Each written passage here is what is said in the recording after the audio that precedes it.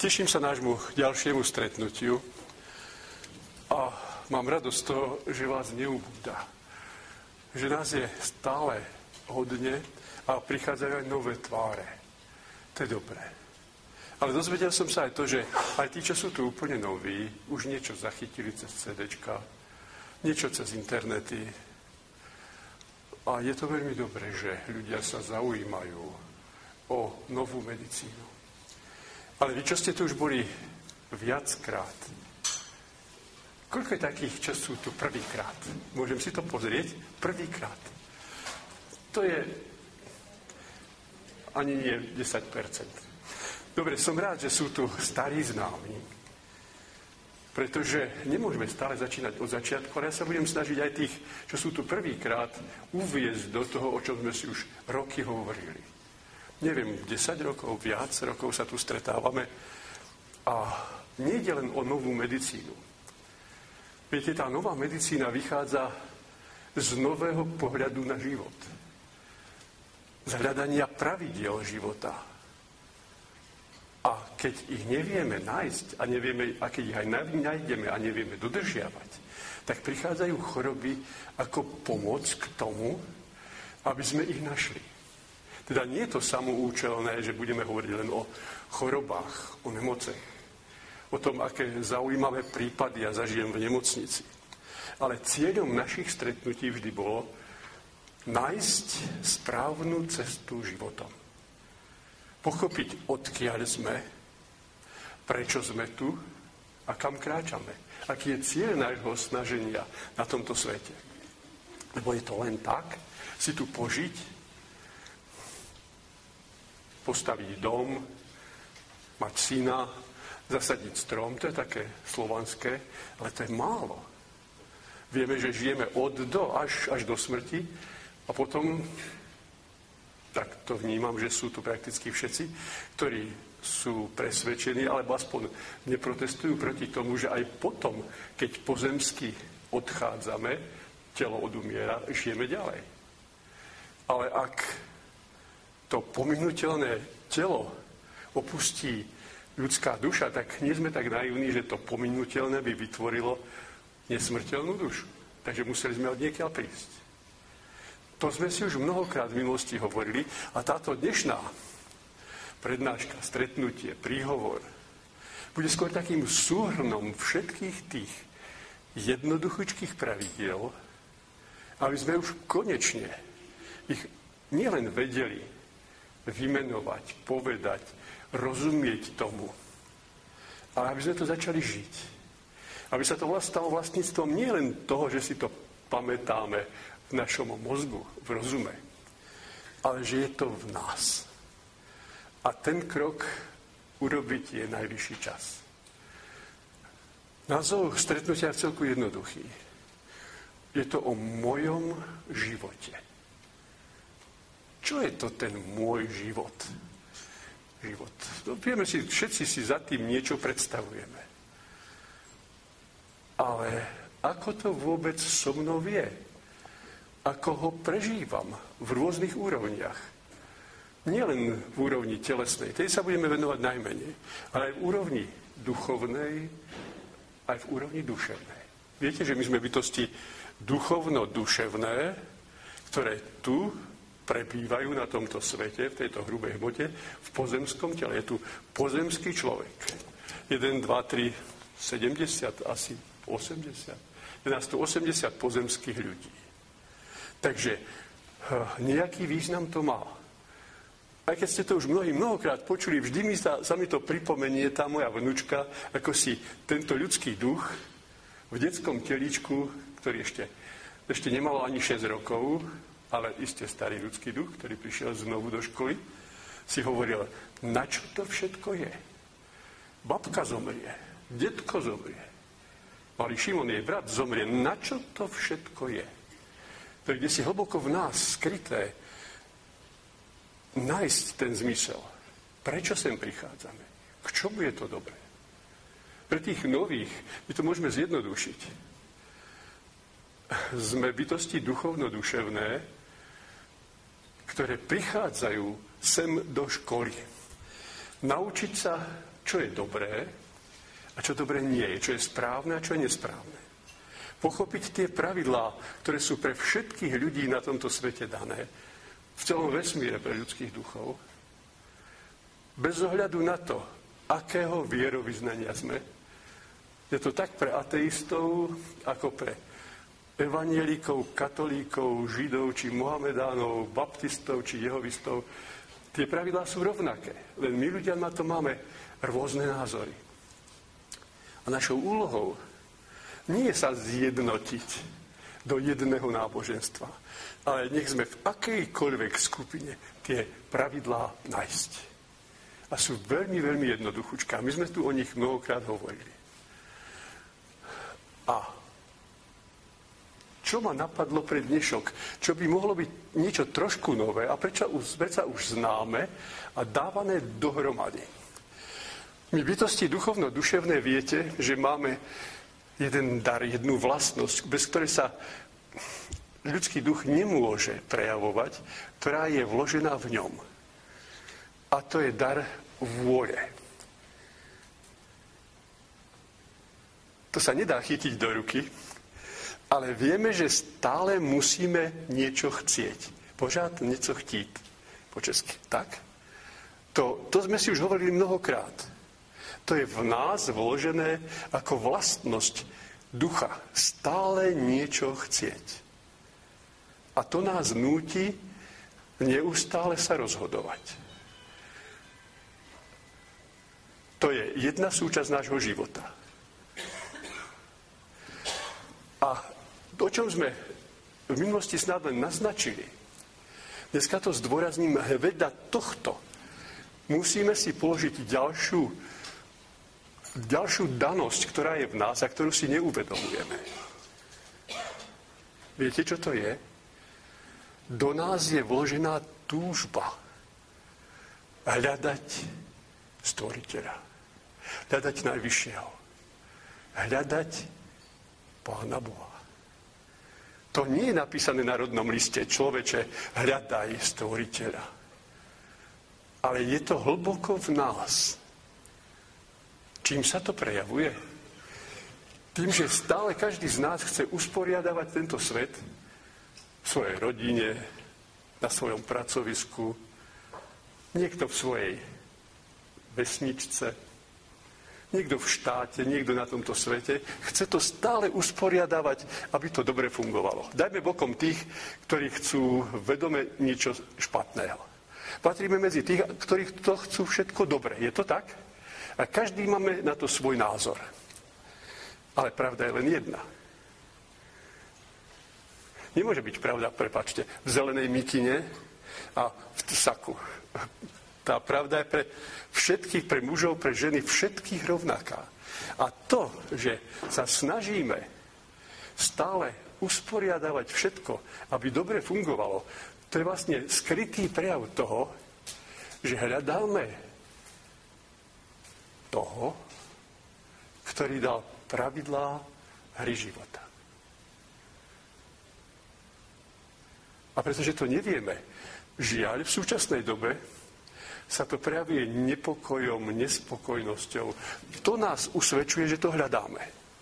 Ale žiaľ, do toho sme vložili tiež jednu danosť, ktorá nám bola daná pre život v tejto hrubej hmote, a to je rozum.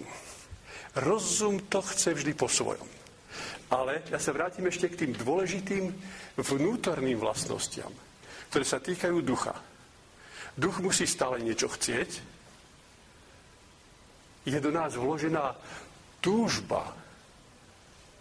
To slovo túžba sa má používať len pre toto, čo som práve povedal. Nemôžem túžiť po dobrom zamestnaní. Nemôžem túžiť po dobrom zárobku, po krásnej krajine, po krásnej dobrej žene a dobrých deťoch. Môžem ich chcieť. Chcel by som to dosiahnuť. Ale to slovičko túžba je len a len pre to, čo som povedal. Pre hľadanie Tvorcu, ktorý dáva celému stvoreniu silu, ktorý je svetlom, ktoré žiari silou a tam nastáva základný impuls pre to, aby sa všetko pohybovalo. Bez tohto jeho žiarenia by bolo všetko mŕtve. Ten pohyb akéhokoľvek druhu, či molekulárny, či náš, keďže sa hýbeme, je daný len jeho pôsobením. A to je do nás vložené, takže ešte raz to slovičko túžba, ktorá je v nás skrytá a nechápeme ju cez ten nepokoj, ktorý nás je, to je túžba jeho hľadať. Hľadať tú silu, ktorá riadi tento svet. Hľadať svetlo. Teda nemyslím tohto typu. Ale svetlo podstaty. To si uvedomme. To sú tie základné body, ktoré by sme už mali všetci v sebe nosiť. Áno, dostali sme na tento svet, do tohto skafandríka pozemského tela, aj počítač rozumu, ktorý žiaľ získal nadvládu. A pretože sme potlačili ďalšiu vlastnosť, schopnosť, ktorú v sebe máme, ktorú sme mnohokrát spomínali, ja to chcem len tak zhrnúť, aby sa to dalo dohromady všetko. Aby to ostalo v nás. Deti moje školské, keď toto si odnesiete, tak to bude veľké víťazstvo. Dostali sme dar citu, ktorý je vlastnosťou ducha a ktorý sa k nám prihovára dokonca cez hlas svedomia. Je to tak? A my sme sa ho odnaučili počúvať, naslúchať. Totiž, aby bolo dobre. My sme prišli ako prvýkrát, ako duchovné, doslova čiastočky, duchovné semienka a nevedeli sme nič. Ale tieto vlastnosti sme dostali. A keby sme boli od prvopočiatku pozorne počúvali, čo nám hovorí cit hlasu svedomia, všetko bylo v poriadku. Ale prišli aj problémy s našim rozumom, ktoré si tiež povieme ešte dnes večera, zopakujeme. Nezabudníme dar vôle, ktorý hýbe môjim životom, dar citu, ktorý, keby sme dali naň, bude vždy všetko v poriadku, ale aj dar rozumu, ktorý sa mal naučiť byť druhý v poradí a nie prvý, čo cit pošepne, to má rozum v tejto hrubej hmote inteligentne uskutočniť. Ale nemá prebrať vedenie, že ide si robiť on, čo chce.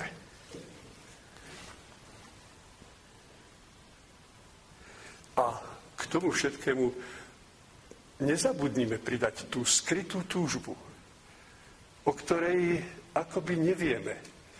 Ale ona je.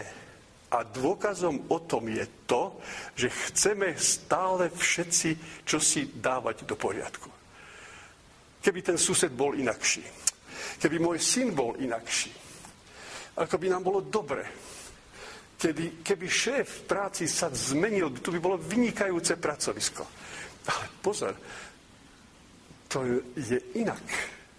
Všetko, čo je neodvratiteľne pre nás účinkujúce v tom našom filme života, je dané zákonmi.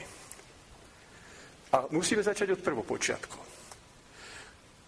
Nám je daný dar požád niečo chtít, stále niečo chcieť, ktoré nás núti rozhodovať sa. Je to tak? Dar vôle, slobodnej vôle, to bolo v prvopočiatku, my už ju nemáme celkom slobodnú, a dokonca ju stratíme vo veľkom rozsahu v závere výukového cyklu. Nebudeme si môcť robiť, čo chceme. Ako to vedia, ja si môžem robiť, čo chcem. No dobre, ja to preženiem. Ak bol niekto neopatrný, povedzme, príde pri autohavárii o nohu. Už nemá slobodu chodiť, kde chce a vyskakovať na oboch nohách. Už môže chodiť len pomocou jednej dolnej končatiny. A už nemá dve. Ale to bol následok jeho neopatrnosti.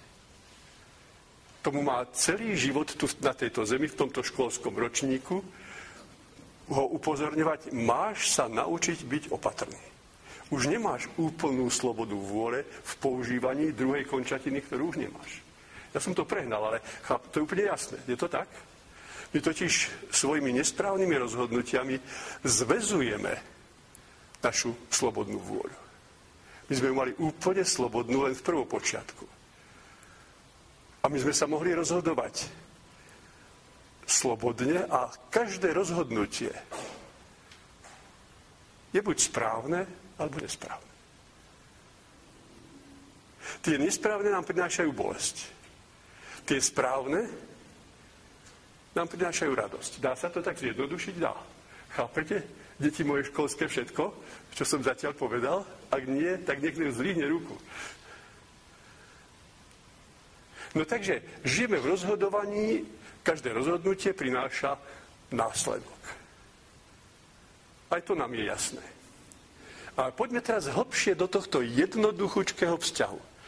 Rozhodnutie, následok. My rozhodnutí urobíme v živote veľmi veľké množstvo. Nie zo pár desiatok, tisíce, 10 000, možno 100 000 rozhodnutí, ale za každúčké rozhodnutie prichádza následok. My po väčšine na naše rozhodnutia zabudneme.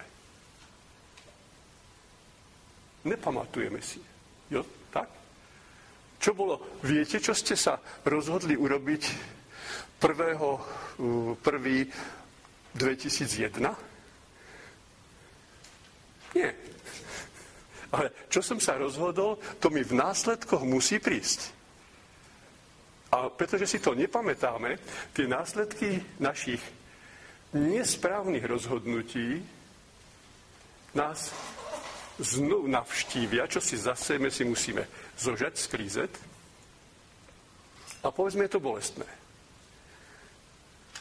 Poviem niečo veľmi jednoduchučké.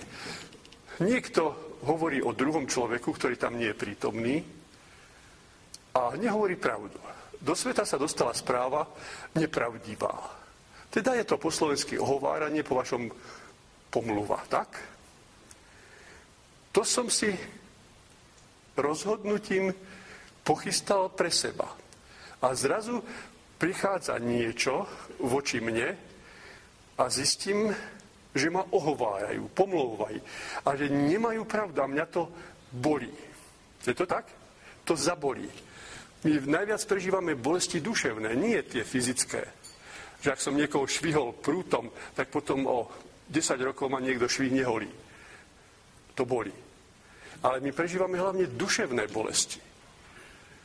Takže, ale pretože som to zabudol, ale život v svojom systéme absolútnej dokonalosti, ktorý zachytí každý záchvev našej mysle, citu, naše slová i naše činy, to ako keď si predstavíte počítač najvyššieho rádu, ktorý zachytí všetko, to je teoreticky ľahko predstaviteľné, lebo to nie je len teória, to je prax. Ten systém Božích zákonov, v tomto prípade sejby žatvy, akcia, reakcie, kybernetické spätné väzby, ako chcete, to je to isté, zachytí všetko. Ten počítačový systém nemá obmedzenie. Zachytí všetko. Teraz prichádza bolesť pre mňa. Pomlouvají mne, to bolí. A musíme odlíšiť veľmi pozorne tú bolesť utrpenia, prichádza bolesť utrpenia ako vyrovnanie toho, čo som ja ublížil inému. A jemu to spôsobovalo bolesť. Teraz tá bolesť obyčajne mnohonásobná musí padnúť na mňa. Ja som v mojom záznamníku mojich činov mal napísané pomlouval. Teraz prichádza ten, kto mne že ohovára po slovensky. Zabolelo ma to a tou bolesťou sa mne robí výmaz. Je to tvrdý kartáč, ktorý to vyčistí. To bolí. Chápeme? Tým sa to vyrovnalo. Ale pozor, teraz je dôležitý okamih, ktorý si Zapamätajte dobre. My musíme stále niečo chcieť. A teraz musíme chcieť, ako zareagovať na to, čo sa stalo. Chápeme? Prišlo to, zabolelo ma to, to je jedno. Do toho vzorca si dosaďte každý čokoľvek. Zabolelo to. To je prvá časť dôležitého deja, aby sme pochopili niečo veľmi jednoduché a veľmi dôležité. Teraz je dôležité, ako ja na toto zareagujem ďalším rozhodnutím. Prišiel následok a ako ja zareagujem na ten následok. Máme len dve možnosti. Správnu alebo nesprávnu. Tých nesprávnych je viac. Po väčšine je to trápenie. Viete, čo je trápenie? Je tu niekto, kto sa nikdy v živote netrápil?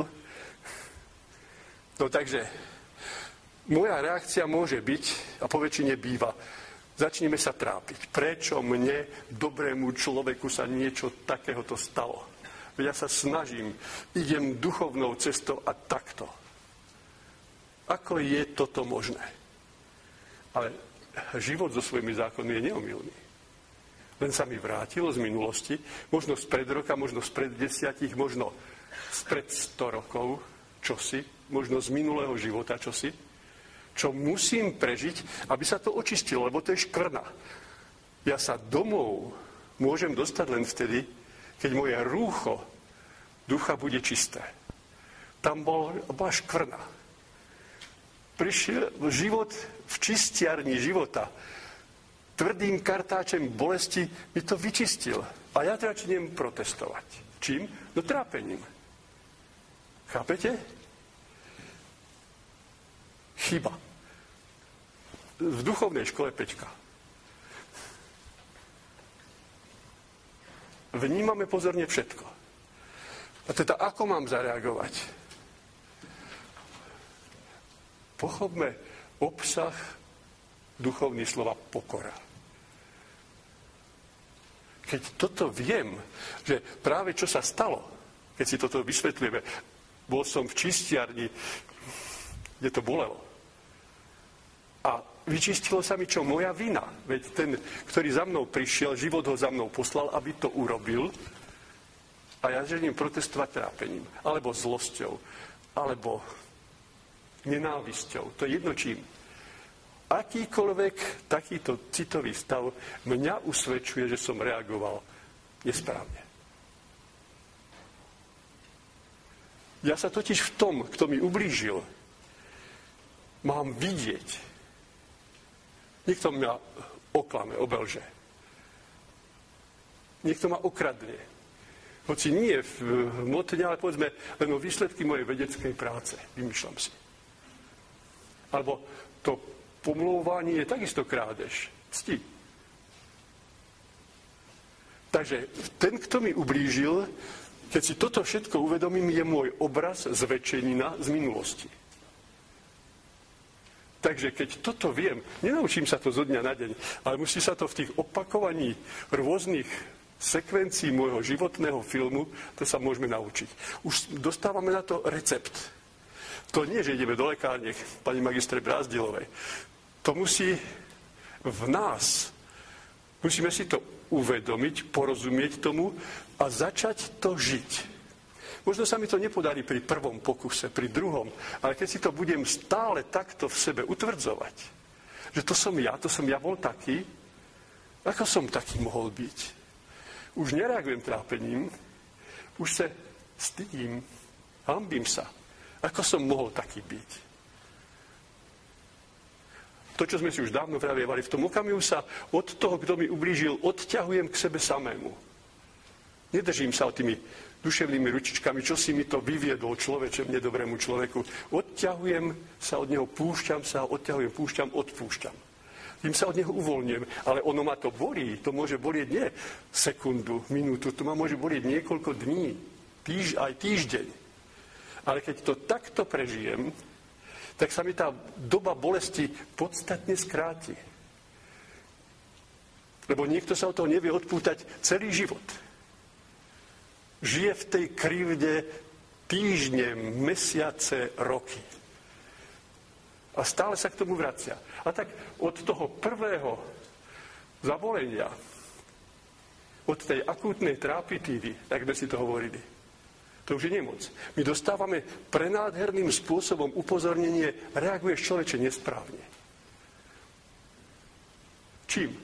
No bolesťou, ktorú prežívam, lebo iné je utrpenie, je nám to jasné, a iné je bolesť trápenia, alebo zlosti, alebo nenávisti.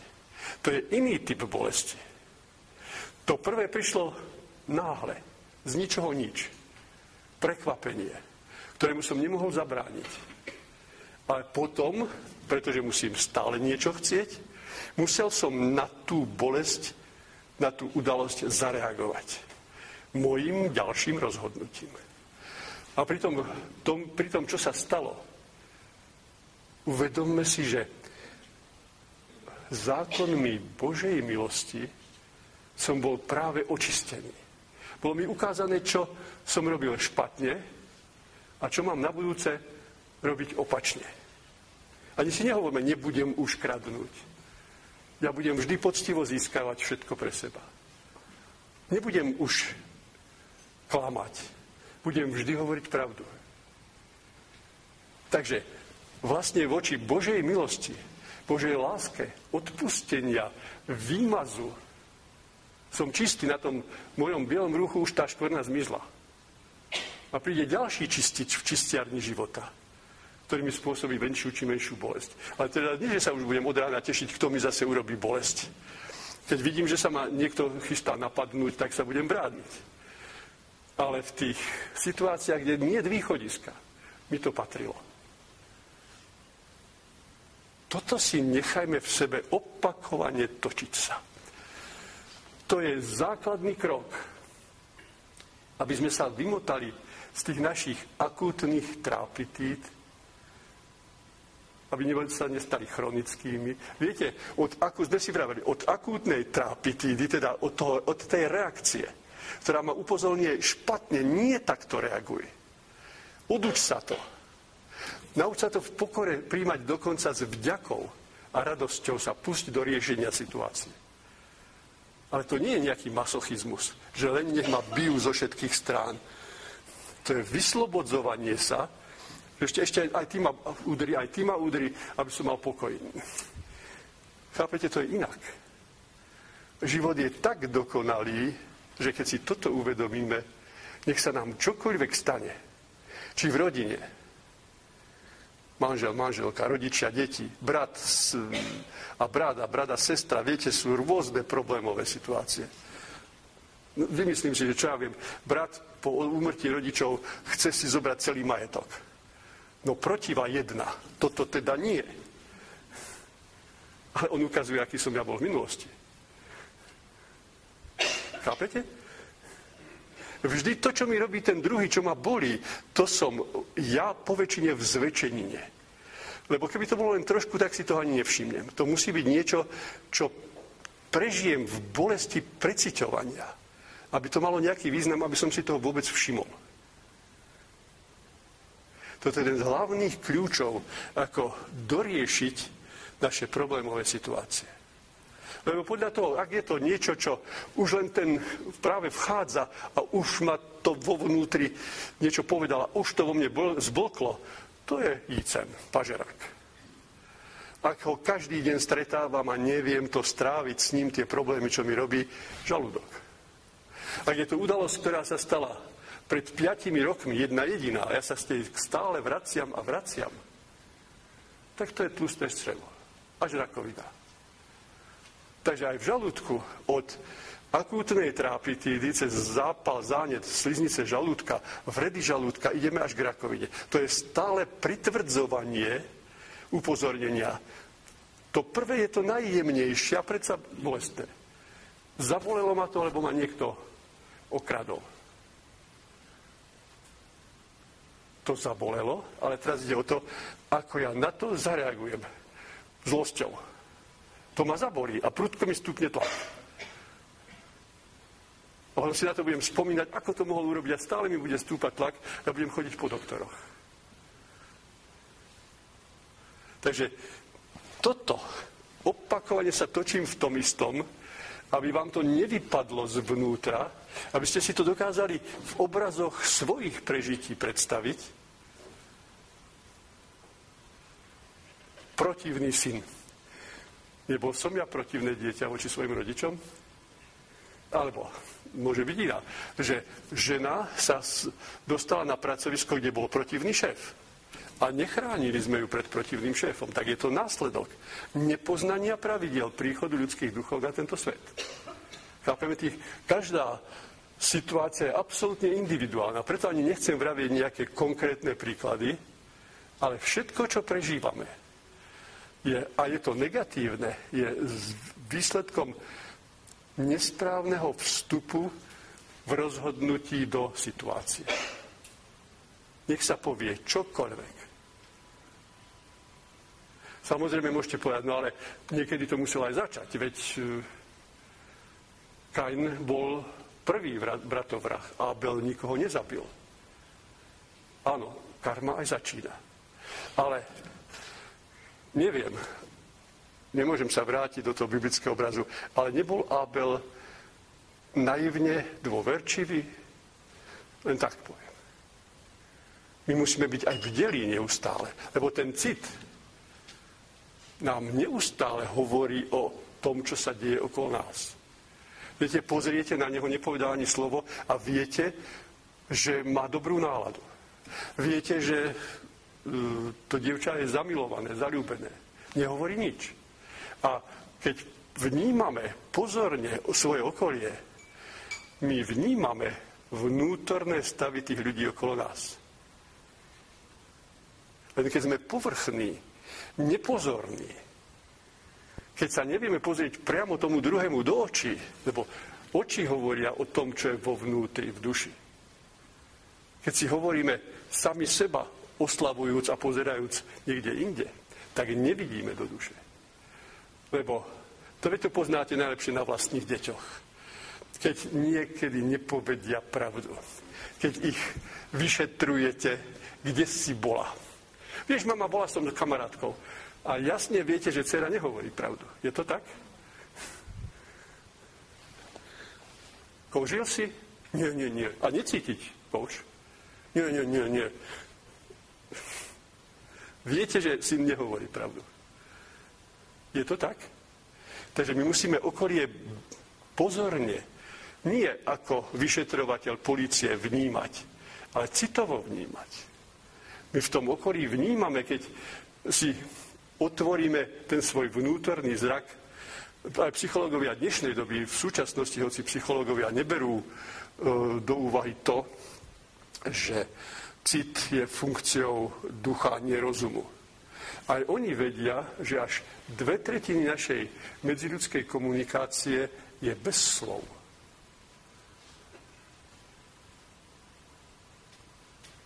To je dôležitý poznatok i z dnešnej hmotnej psychológie, ktorá hovorí o cite ako funkcii mozgu. Nie, to je niekde inde. Keď sa pozorne pozrieme na človeka, my z jeho vrások vieme, ako žil. Či sa trápil, či je teraz veselý, či smutný, či šťastný, či nešťastný. Takže späť. Rozhodnutie, následok. Tie príjemné rozhodnutia nám prinášajú doslova radosť. Je to tak? To je radosť.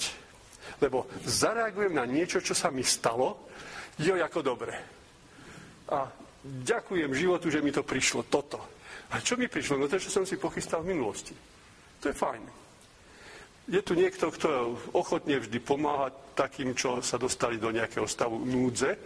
A zrazu som sa ja dostal do stavu núdze a vtedy presne príde človek, ktorý ma podrží, ktorý mi pomôže. Ako fajne. A aj tam si uvedomme, že to je potvrdenie toho, akým mám byť. Za to teším sa. Je to tak? Mám radosť. Neviem koľký, ale iste nie malé množstvo pozná modlitbu, ktorá nám bola daná a v Durušinom ako ranná modlitba.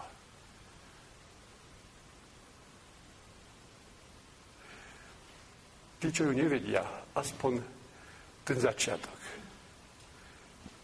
Tvoj som, Pane. Môj život má byť len vďakou Tebe. To je začiatok tej modlitby. Tam je tiež ten výraz môj život. Môj život má byť. Nie, že vždy je, ale má byť, mal by byť. Mám sa o to snažiť. Má byť len vďakou Tebe. A môj život je vtedy vďakou jemu, keď sa rozhodujem správne a za to mi prichádza radosť. Radosťou potvrdzujem, že som sa rozhodoval správne a to je najkrajšia vďaka voči nemu. Tak jednoduchý je ten systém. To netreba sa modliť od rána do večera, netreba kľakať, chodiť každý deň do kostola. Nemám nič proti tomu, ale chápete, že toto je prejav toho, že žijem správne, ako on chce, ako on káže. Keď mám radosť. Radostný smiech. Nie škodoradostný, radostný. Je prejavom, že žijem správne. A to je prejavom vďaky voči nemu. Môj život, ktorý je len v rozhodovaní a v prežívaní následkov. Radosť ma krásne usvedčuje z toho, že som sa rozhodoval správne, prišiel mi následok podľa zákona a mám radosť a som šťastný. Pretože som robil šťastnými iných. Pomáhal som im. Dobrou radou, aj prísnou dobrou radou. A následky mojich rozhodnutí sa ukazujú ako niečo, z čoho mám radosť.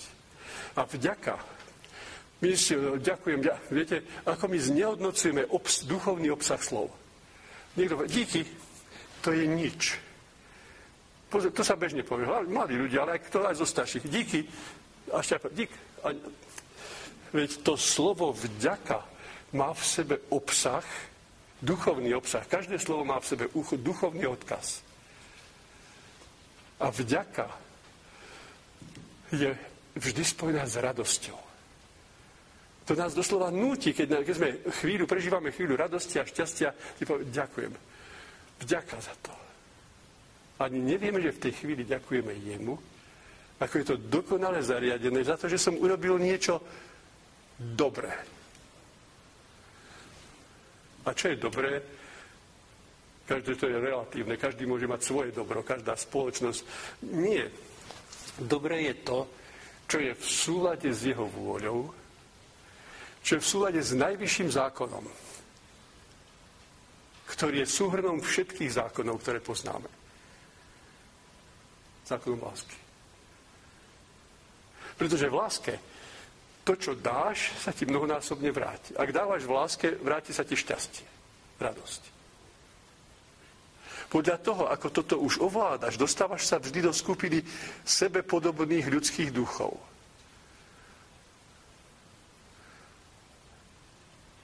To je zákon príťažlivosti rovnorodného. A podľa toho stúpaš, alebo klesáš. Nemáš ísť až do oblakov, nemáš byť úplne dolu, ale niekde v rovnováhe v strede. A z toho máme kríž, ktorý je v kruhu. To je znázornenie všetkých zákonov, kríž v kruhu pre ľudského ducha. A samozrejme si treba uvedomiť, že neustále je to v pohybe. To nie, že raz sa mi to podarí a už som neustále v správnej polohe. Ja som neustále v mojom živote skúšaný, overovaný, či to viem. Nie, že si, už sa mi to darí, teraz bolo dobre, teraz si sadnem niekde, zavriem oči, počkám, kým odídem z tohto sveta a už budem v poriadku. Nie. Ja to musím dennodenne po vzťahoch skúšať. Žiť. Ale nie skúšať, ale už teraz viem, ako je dobre. Skúšam vtedy, keď neviem. Pretože som vypol cit, tak sa to musím učiť. Pretože sme to zanedbávali, prišli nám odkazy.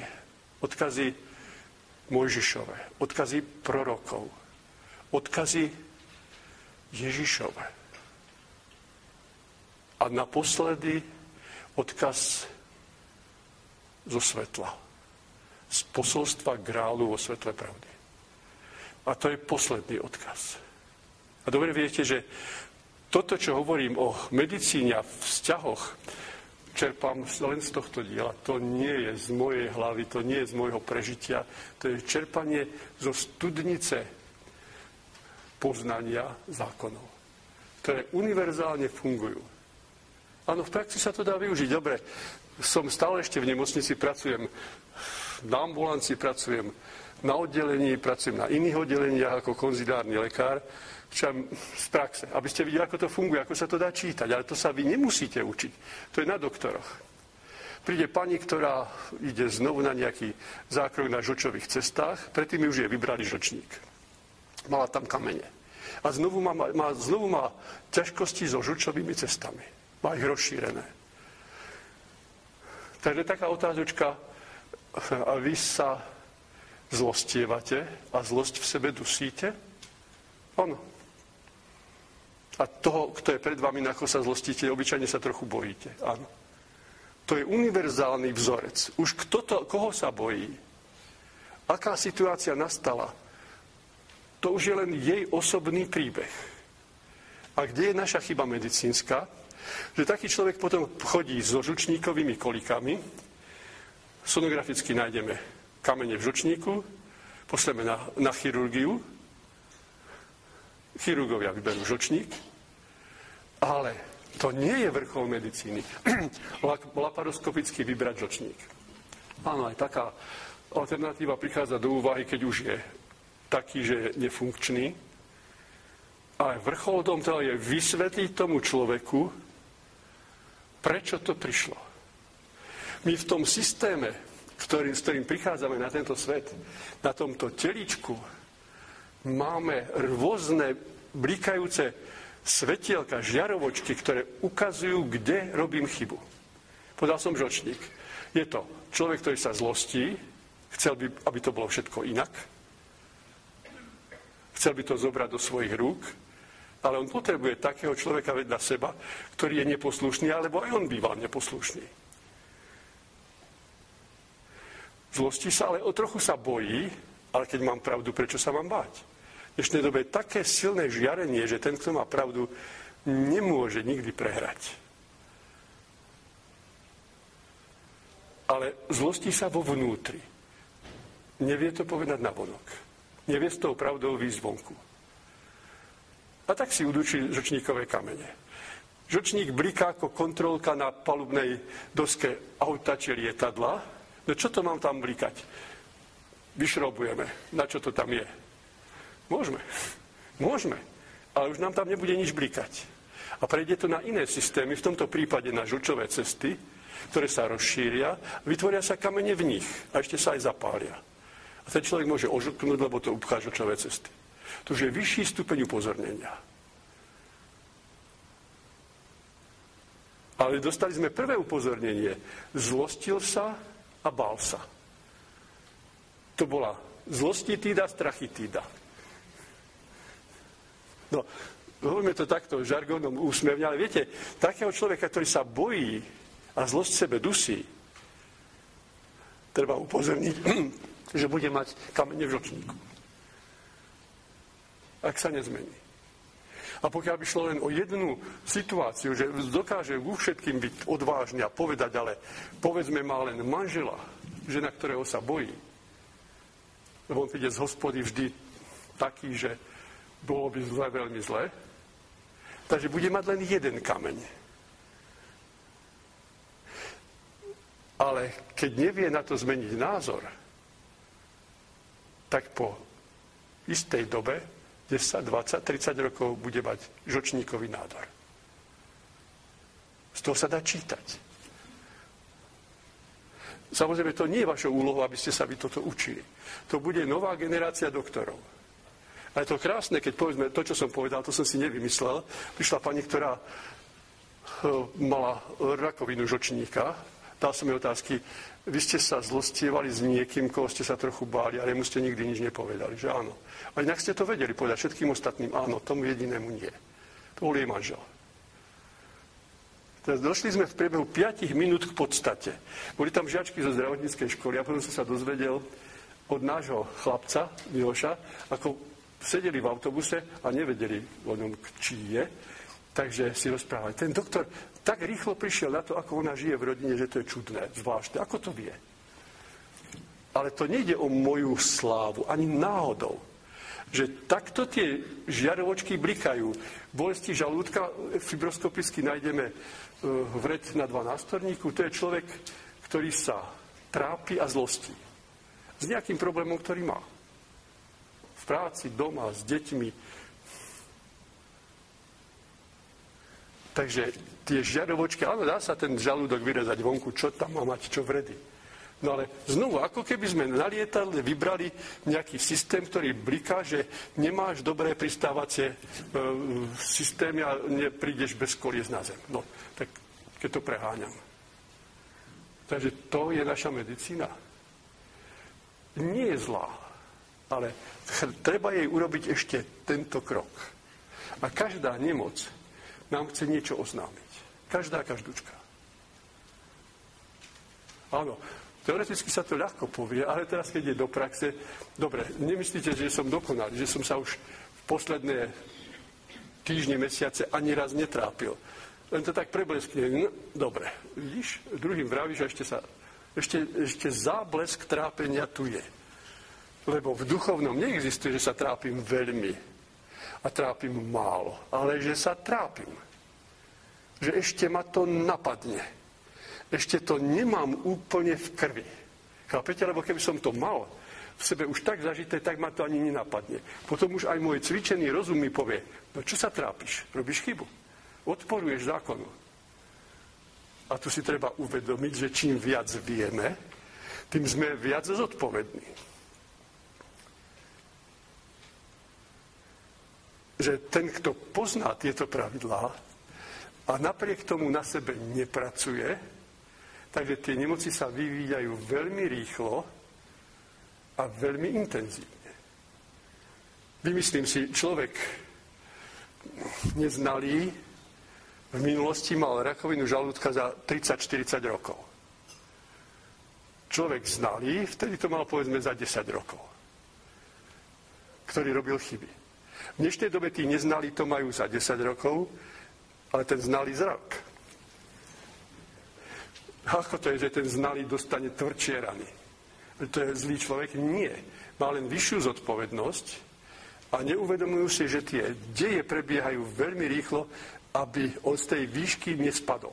Chápete, on sa už dostal vysoko.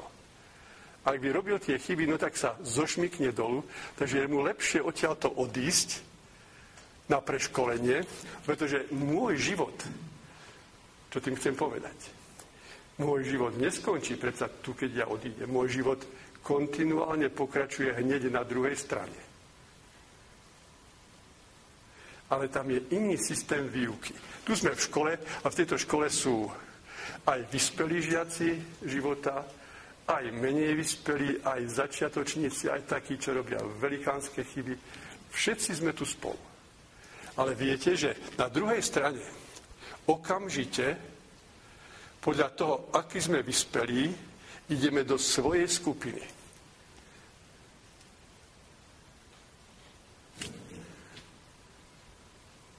Skúste si to predstaviť, že odišli sme z tohto sveta, toto teličko sme odložili a ideme medzi svojich. Tam sú všetci takých istých vlastností, ako som ja.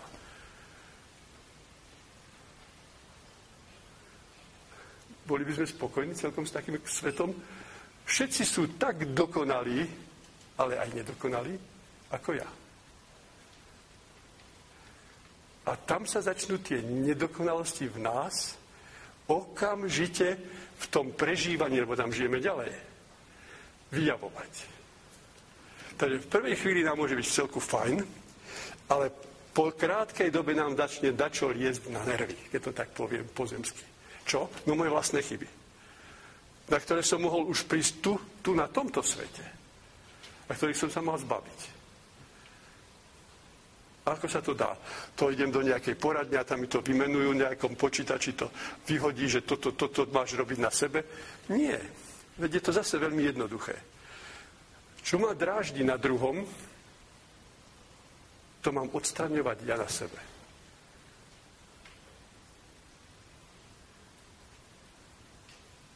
Vedome ostávam ticho, aby ste si predstavili nejakú situáciu, že čo ma dráždi na kom. To sú každého osobné záležitosti. Si pamätáte ten môj taký príbeh o netrpezlivosti. Prichádza dievčina, ktorá ráno, ešte ani nevôjdem do pracovne, už odo mňa niečo chce. Ja jej poviem, slečna, sadnite si, ja sa najprv preoblečiem, potom to vybavíme. To nie je môj bežný štýl, že by som takto hovoril. Vtedy som to povedal tak. Akú vlastnosť mala tá dievčina, že bola netrpezlivá. A ja som na jej netrpezlivosť, na môj štýl odpovedal tónom hlasu mierne podráždene. Tak? Potom som ešte niečo povedal, choďte za tou pani doktorkou Tovatou, tá vám ešte povie o tom, čo treba. Potom mi tá doktorka povedala, čo si mi tú ženskú poslal, nemožná jedna, stále do mňa domrzala. Ale ja som vedel o tej mojej kolegyni, že je v práci veľmi netrpezlivá, keď niečo potrebovala, prišla ma, trhala ma za rukav na plášti už hneď a zaraz. Takže netrpezlivec, pacientka, mladá žena, podráždila aj mňa pomerne trpezlivého, ale nie úplne, mierne netrpezlivého, tak by som to mal správne povedať, a podráždila aj tú veľmi netrpezlivú kolegyňu. Ja som si potom sadol v pracovni, čo sa to stalo? Aha, akú vlastnosť to mala netrpezlivosť. Život mi ju poslal, aby ukázala mne, že mám pracovať na trpezlivosti. Že to ešte neviem. Lebo keby som to vedel, tak je ráno s úsmevom, slečna, sadnite si. Ja sa najprv preoblečiem, potom to vybavíme. Ja som povedal tie isté slová, ale iným tónom. Slečna, sadnite si, ja sa najprv preoblečiem, potom to vybavíme. Nie tón slovo ma vyjavil pred sebou samým, že som netrpezlivý. My musíme vyextrahovať v tej chvíli, keď prichádzame do konfliktu, že nie, že čím, ona chcela aj celé len jedno razítko. To nebolo razítko. Netrpezlivosť. Premietnite si situácie denné a to sme si vraveli, že títo ľudia, ktorí nás vyvádzajú z rovnováhy, sú pre nás veľmi cenní, keď máme toto poznanie. Lebo vieme, na čo máme pracovať. Nie len čítať,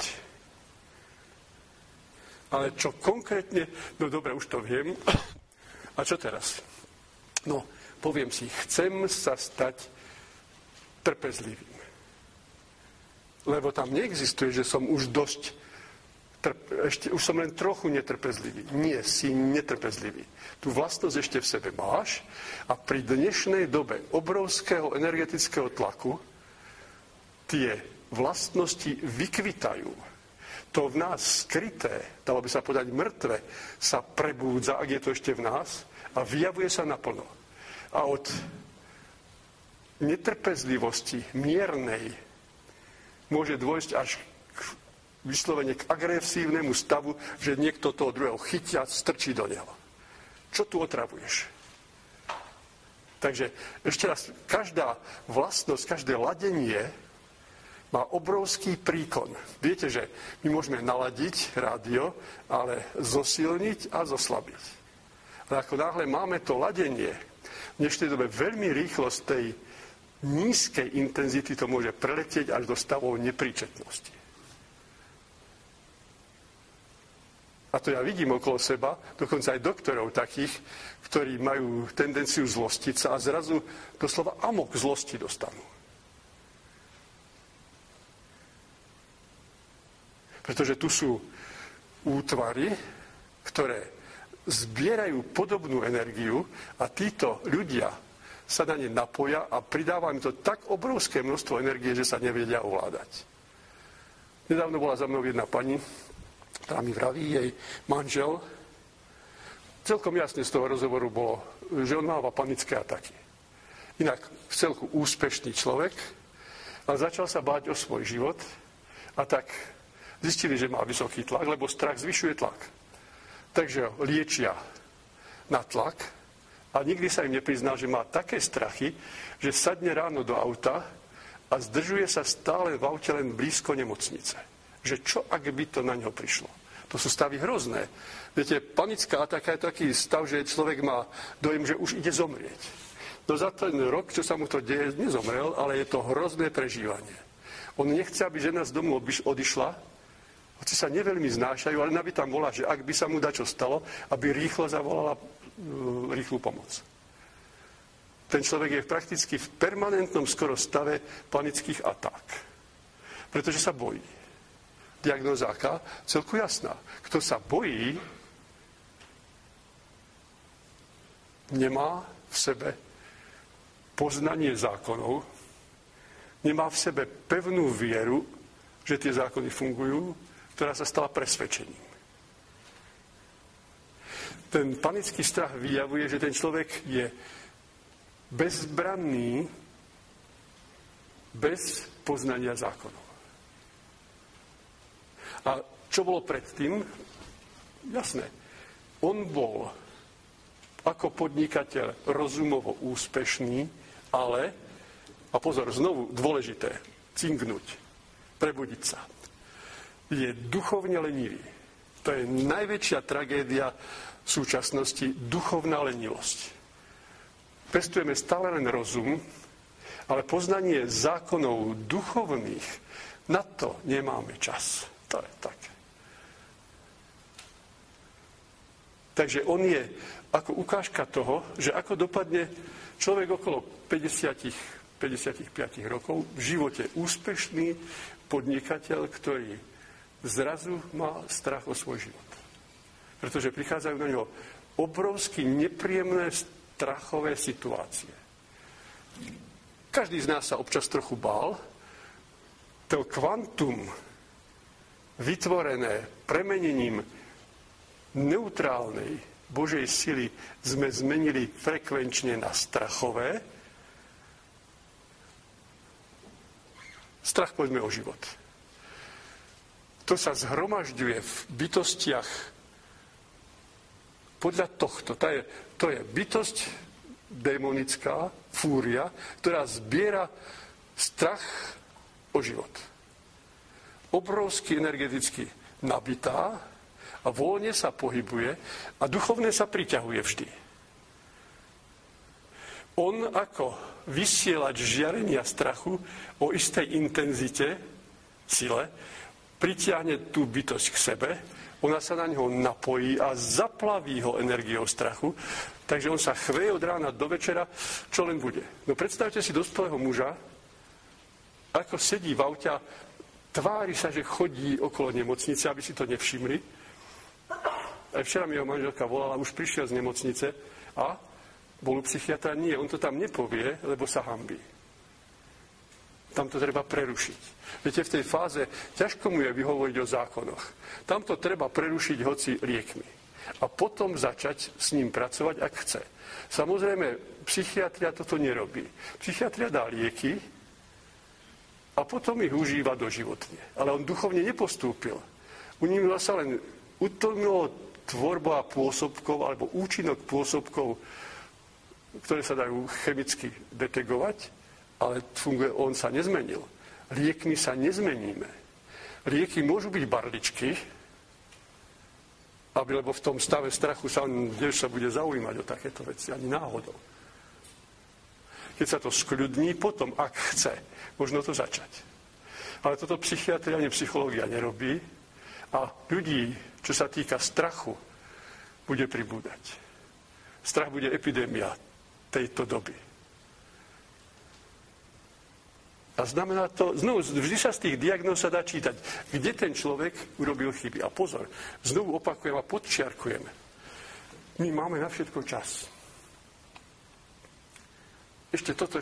A čo ja viem, toto niečo si prečítať, čo by ma pozdvihlo vyššie, sledovať niečo, čo by mi pomohlo, až potom.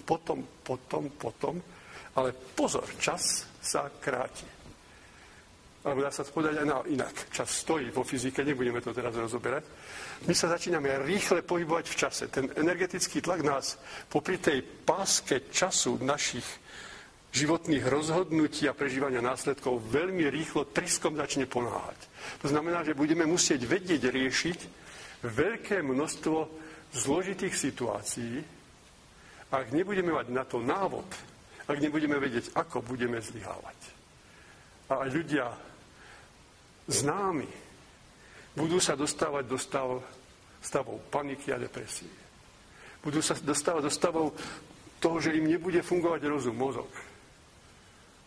Ja si myslím, že nie je nič proti ničemu, keď poviem, že povedzme Margaret Thatcherová a Reagan ako velikáni sveta politicky odišli na Alzheimerovú chorobu. Proste rozum im odišiel. Pretože ten rozum nebol pod vplyvom ducha. A ľudí, ktorí ovládali pol sveta, možno aj viac, sa stali psychicky trosky. Poľutovania hodní. Lebo iste nemali v tom snažení čas na to, ako si v tom urobiť poriadok. Preto je veľmi dobré, že za tie roky, čo tu chodievam, neubúda ľudí, ktorí chcú duchovne vyššie. Ale tieto stretnutia nech sú len štartom do vlastného snaženia sa. Rozumiete, to nie, že príde prednáška taká, o rok bude iná, medzi tým ešte príde, čo ja viem, Peter Soldan, alebo Jurko Sitar, alebo ešte niekto iný. To je málo. Nech sú tento pobádania, že ja chcem, to slovičko chcem je dôležité. Ja chcem ísť ďalej. Ja chcem sám do toho preniknúť. Veď keď budú zložité situácie, nikto z nich nebude pri mne. Ja to chcem vedieť. Ja sa chcem k tomu dopracovať. Aby som to sám zvládol a stal sa zároveň pomocníkom pre všetkých tých, čo sú okolo mňa. Ale nie, že ich to idem učiť. Ja im to mám ukázať. Ako to viem zvládnuť.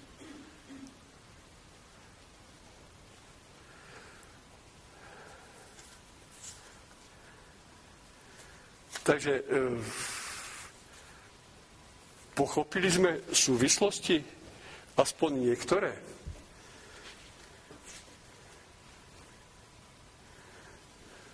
Ja si myslím, že stojí to za to. A nedá mi, i keď, že odkiaľ som čerpal ako tému pre túto prednášku, kde sa to znovu a znovu rozoberie, ja vám ešte poviem takto, že už znovu sa vraciame k tomu začiatku. Rozhodnutie, následok. Rozhodnutie pre moje chcenie, následok prichádza. Teraz musím sa chcieť rozhodnúť, ako zareagujem na následok. Ono sa to tak vždy zariadí, aby sa mi pomohlo. Radosťou a vďakou, že mi potvrdzuje, tak to máš vždy robiť. Bolesťou musíš nájsť iný spôsob. Dobre, a teraz prichádza bolesť. Ale keď ja zareagujem na dar vychádzajúci z Božích zákonov, z jeho rúk, ktoré mi chcú milosťou pomôcť odčiniť, čo som urobil a ukázať, ako sa mám zmeniť, ja protestujem proti tomu trápením, zlosťou, závisťou, nenávisťou a tak ďalej. Veď ja sa staviam proti jeho milosti. Staviam sa proti nemu. Tak ako keby som šiel hlavou oproti tomu stĺpu. No môžem. Rozbijem si hlavu. Hlavou proti stĺpu, tak buchnem raz, budem mať len modrinu. Buchnem druhý raz, začne mi krvácať čelo. Buchnem tretí raz, rozbijem si kosť, zlomím lebku. Buchnem štvrtý raz, vyjde mi mozog z hlavy. Tak, chápete?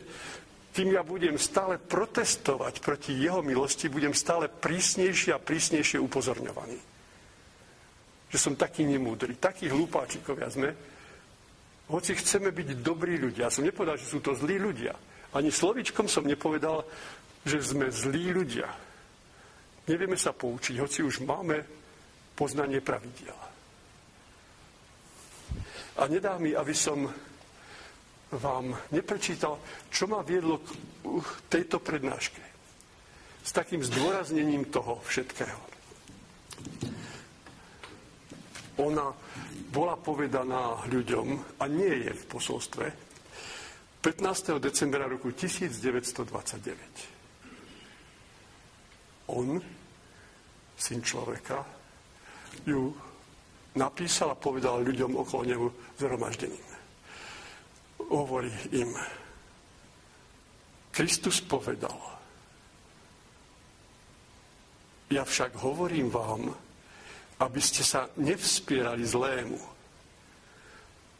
ale ak ťa udrie niekto na pravé líce, nastav mu aj druhú stranu. Práve tento výrok sa stal už príčinou rôznych protikladných výkladov. Dal tiež podnet k tomu, že mnohí ľudia označili kresťanské náboženstvo za náboženstvo slabochov. Ľudia sa pritom dopúšťali tej chyby, že do vtedajších slovných foriem vkladali dnešné pojmy. Ak vezmeme výraz zlé, tak ako to myslel Kristus, musíme dnes zaň dosadiť slovo utrpenie. A to hneď vec objasní. Svojimi slovami. Nevspierajte sa zlému, teda utrpeniu.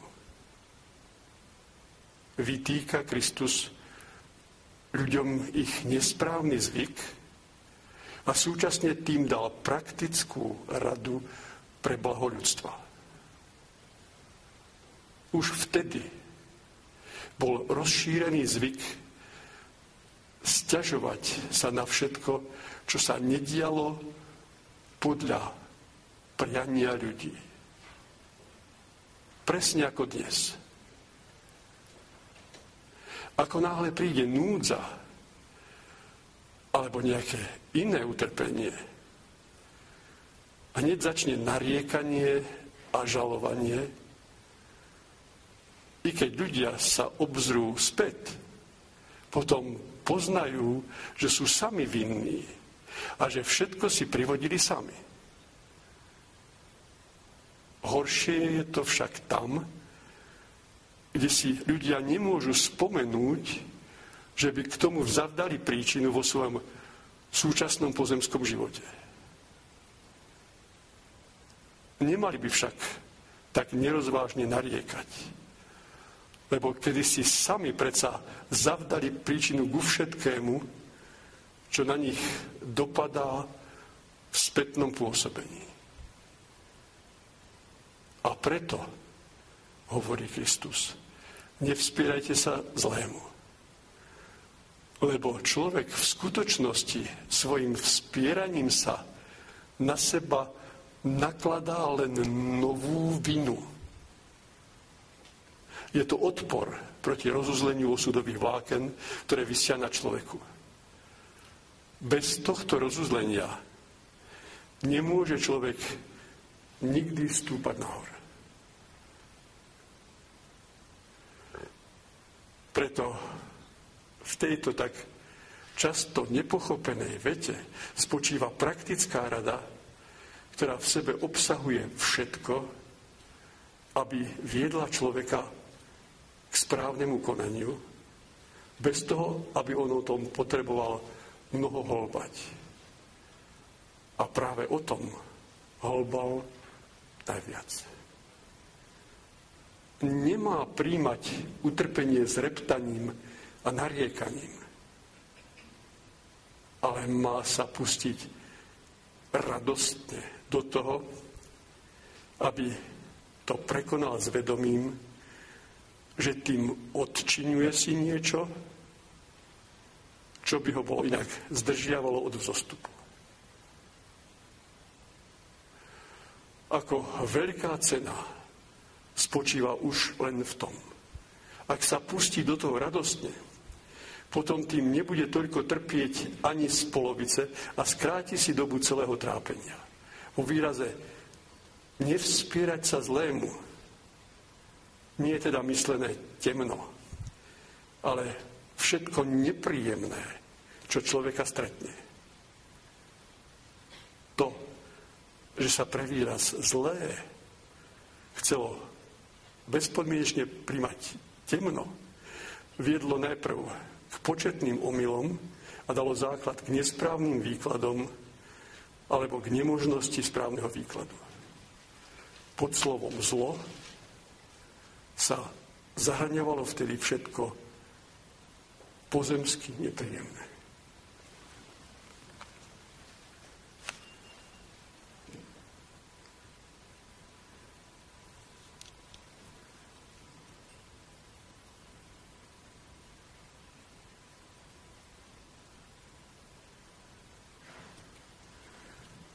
Nech vstúpia jeho slova k nám. Že aké je to jednoduché. K tomu nie je čo dodať. Ja som k tomu pridal len niekoľko príkladov z praxe.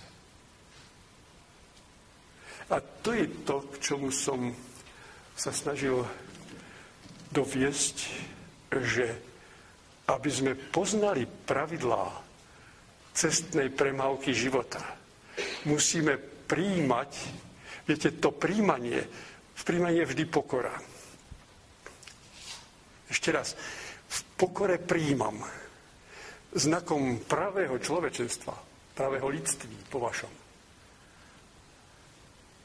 je schopnosť prijímať bez rozumovania Božie odkazy. Lebo my vždy rozumom, a nebolo by to takto lepšie, no ale je nás 7,5 miliardy, tak máme 7,5 miliardy názorov, ako by to bolo lepšie. A pravda je len jedna. A kto ju nájde, má zabezpečenú cestu domov,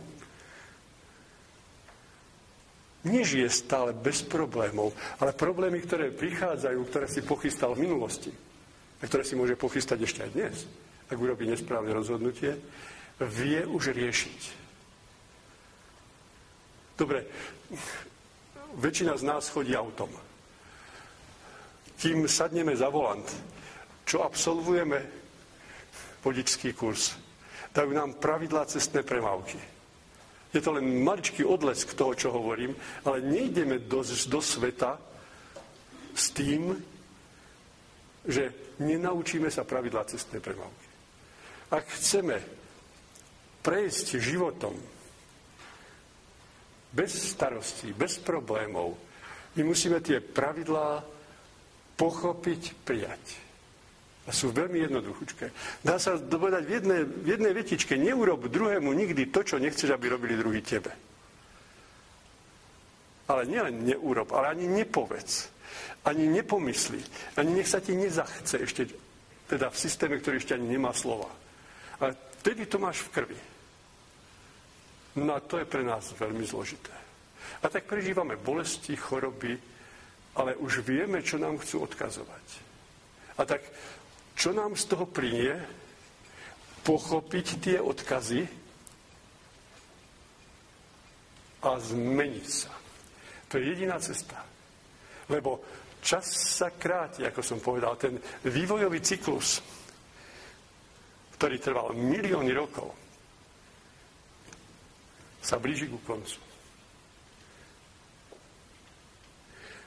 Nevie to nikto presne. To nevedel ani Syn Boží, ani Syn človeka, kedy nastane koniec a dosť učenia.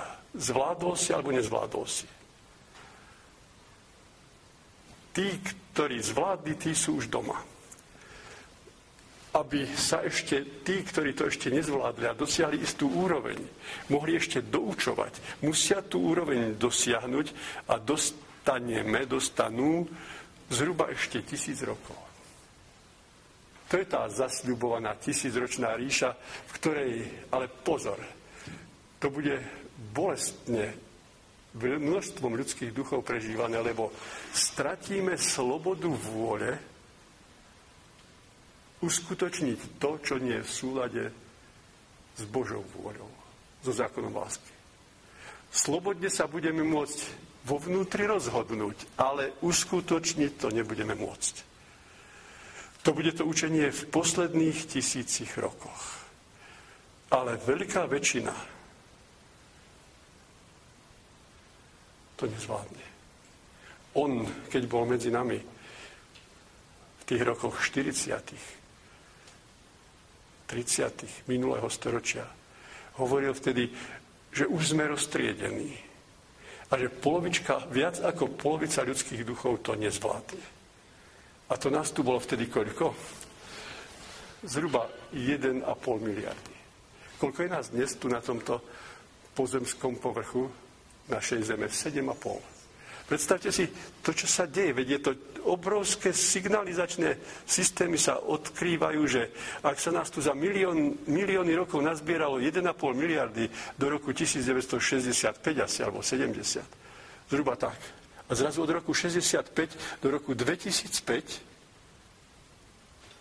15 vlastne, 7,5 miliardy. Chápete, ten obrovský, matematicky povedané, exponenciálny, prudký nárast sťahovania sa ľudských duchov na túto zem. Veď to je čosi mimoriadného. To znamená, že sa blíži záver. Samozrejme, koľko z tých 7,5 miliardy sa zachráni, nevieme. Za jeho života, keď nás tu bolo 1,5 miliardy, vravel, menej ako polovička sa zachráni. Čo to znamená tých 7,5 miliardy? Tu si treba ešte uvedomiť, že nás tu nemalo byť toľko. My sme totiž prijali sem množstvo ľudských duchov, ktorí na túto zem nepatrili, ktorí boli v nižších úrovniach a tam sami medzi sebou mali dozrievať, ubližujúci nás navzájom z tých necností, ktoré v sebe majú, aby sa im zachcelo sa toho vzdať. A až vtedy mali šancu prísť na túto zem, ktorá je posledným prístavom, do ktorého možno vstúpiť, aby sa s touto vesmírnou loďou ešte mohli dostať domov.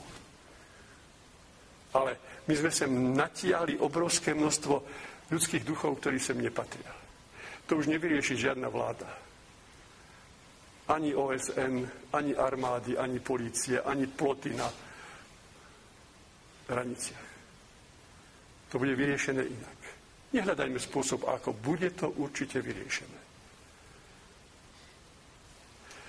Napadá ma to ešte jedno. Prečo sa to takto deje? Lebo zlyhala pozemská žena. Samozrejme, muž jej v tom pomáhal. Ale začalo to u nej. Ak chceme zmeniť duchovný stav ľudstva, musí sa zmeniť žena. A Lucifer vedel veľmi dobre, na koho má zaútočiť. To je ten obraz. Strom, jablko zo stromu poznania, Adam, Eva a had, ktorý jej šepká, ponúkni ho, aby spoznal, že sa to dá aj inak, ako cit káže, ktorý cit je vždy v súlade s Božou vôľou. Stalo sa. Eva ho zviedla. A naviedla ho na to, aby robil aj niečo, čo nebolo v súlade so zákonmi lásky. Možno som vám tu spomínal taký jeden príbeh zo starých záznamov, ktorý uverejnila pani von Zas, ktorá bývala potom v Brazílii. Príhoda.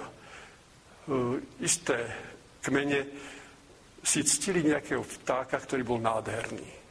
A vedeli, že ho nemajú loviť. Ale raz našiel muž uhynutého vtáka, vybral niekoľko pierok z neho a doniesol domov. Žena sa tými pierkami ozdobila. A vyšla vonku medzi ostatné. A tie ostatné pozerajú na ňu, ako na módny doplnok. Aj ja chcem také, svojmu mužovi povedali. A ja chcem také, a ja chcem také. Muži cítili, že to nemajú robiť. Ale žena sa postavila do pozície, prepáčte, že to tak poviem, keď nie, tak nie. A tak sa muž mohol rozhodnúť. Musel podľahnúť? Nemusel, ale podľahol. Tým pádom sa stal spolupachateľom. Začalo tu o Evi, ale Adam sa pridal. Nie je v nás, pozemských ľuďoch, tu teraz, ešte stále v ženách kus pozemskej, tej prvej Evy a v mužoch toho Adama? Nemusela ani ona, nemusel ani on. To sa len rozširovalo. To bol veľmi šikovný ťah. Ale možno ešte šikovnejší, alebo aspoň na takej úrovni, alebo podobný a veľmi, veľmi sofistikovaný bol v tom, že vyzdvihol Lucifer materstvo. Myslím, že väčšina z vás tuší, kam smerujem. Pozor, materstvo súvisí len s hmotou. Materstvo súvisí s biológiou. Materstvo bolo dané len preto, aby mohli sem do tejto školy života vstupovať ďalší žiaci. Chápete ešte raz? Keď odídeme odtiaľto, tam pani Dušová a pán Dušo nebudú mať dušíčatá, keď to tak poviem. To biologické je len tu, na tejto zemi. V nádobe, ktorá bola postupne pripravená od najjednoduchších prvokov, obojživelníkov, vtákov, plazov, cicavcov, najvyšší cicavec, ako zviera, pračloveek. Do ňoho prvýkrát vstúpil duch. Až potom to bol pozemský človek. Ale to je biologické, pozemské, súvisiaci len s plodením. A prečo? Lebo my sme vyšli z oblasti nič nevediaci učiť sa v tejto škole života. Aby sme mohli prichádzať, musí nastať biologické plodenie, ktoré by aj duchovne má svoje dané pravidlá. Ale Lucifer vyzdvihol materstvo ako najdôležitejšiu úlohu ženy. A ono to tak nie je. Lebo to je spojené s telesnosťou a s plodením. Áno, práve materstvo má krásnu, nádhernú, nesvetú, posvetnú úlohu. Ale nie je to najdôležitejšie, čím žena pôsobí na tento svet. Žena je obdarovaná jemnocitom, ktorý ju spája s vyššími úrovňami, aby usmerňovala tento svet i nás mužov k správnym smerom. Ale zlyhala. My muži sme sa k nej pridali. A ešte to podčiarkol tým, že materstvo je najdôležitejšie. To viete, že žena sa rýchlo a ľahko môže stať mamičkou. Ale aby sa stala správnou ženou, pravou ženou, ženou citu, ktorá vedome vie, ako má žiť, to sa dostalo až na druhé miesto. Žena, ktorá nemá žiadne dieťatko, nie je menej cenná, ak žije žensky správne. Ale žensky správne neznamená žiť telesne. Žensky správne žiť znamená duchovne. Atribúty duchovnosti sú dôstojné správanie sa. Skúste si predstaviť dôstojnú ženu. Nie matku predstavenú z kláštora. Dôstojnú ženu. A to je ideál, ku ktorému sa má blížiť každá žena. Bez rozdielu veku, bez rozdielu farby, pleti, bez rozdielu fyzických rozmerov, lebo pôvabná to je dôstojnosť, citlivosť, jemnosť, nežnosť a pôvab. To sú atribúty ženskej, duchovnej krásy. Takže je na čom pracovať. A potom ďalšia chyba, ktorá sa dostala do vzorca správania sa žien, je emancipácia typu pomušťovania sa. Ďalšia tragédia, ktorá mení ženu na tretino, polo, nad pol muža. To je jednoduché. Chápete, ako náhle sa žena začne aktívne mužsky správať, začne produkovať viacej hormónov v nadledvinách, na obličkách a to sa začne na nej javiť. A keď sa aj táto rola stáva blízkou a chce tak žiť, prosím, na budúce ty pokrivená žena si oblečieš mužské šaty. A už tu máme jednoduché vysvetlenie dúhových pochodov. o ktorých sa zaujímajú hlavne politici. Pretože týchto dúhových ľudí, tak ich len nazvem, je najmenej 10%. Ak je v Čechách 10 miliónov obyvateľov, tak minimálne 1 milión k ním patrí. Donedávna sa to tak skrývalo, z toho milióna to bolo tak ochotné prejaviť istým spôsobom možno 100 000. Dneska to pribúda. To nie, že ich pribudlo teraz, oni boli aj predtým, len sa hanbili, stydeli. Teraz sú z toho politickí voliči, ak sa im vyjde v ústrety, budú ma voliť a ja sa dostanem do parlamentu. Tak uvažujú politici dneška. Tým ľuďom to treba vysvetliť. To nie sú zlí ľudia, len urobili chyby. Tak muži, ako aj ženy. Nielen ženy, aj muži. Muži, ktorí veľmi zjemneli a sa im to stalo blízkym, tak na budúce pokrivený muž sa oblečie do ženského tela. A už to máme bližšie k vysvetleniu, že čo sa vlastne deje. A všimnite si jedno, to len tak na okraj, to nebolo témou dnešného dňa, ale všimnite si, že bojujú o manželstva, oficiálne uznané, aj o to, že budú môcť sa starať o detičky. Všimnite si jedno, že častejšie adoptujú deti dvaja homosexuálni muži. Prečo? Jednoduché, to sú ženy v mužských telách, v ktorých sa prebúdza materský cit, na tak ho nahrádzajú týmto spôsobom. Oni na budúce sa už zrejme naučia znovu ako ženy, ale nikto nevie, čo sa deje. Všimnite si, dvaja muži častejšie v televízii, keď vidíte, si berú dieťatko do rodinnej starostlivosti. Čudné. Dvaja chlapi, to nejde. Nie, to sú ženy. A treba si uvedomiť jedno, neodsudzujme ich. Len im treba vysvetliť raz, že pokiaľ by v takejto polohe ostali, je to pokrivenosť ducha, pretože to naše chcenie prvýkrát sa prejavilo v tom, že som chcel ísť mužsky aktívne dopredu, už odkiaľ prichádzam z tých duchovných oblastí, ako duchovná iskrička, ktorá chce ísť buď aktívne, alebo jemne žensky. To rozhodnutie platí na celý cyklus.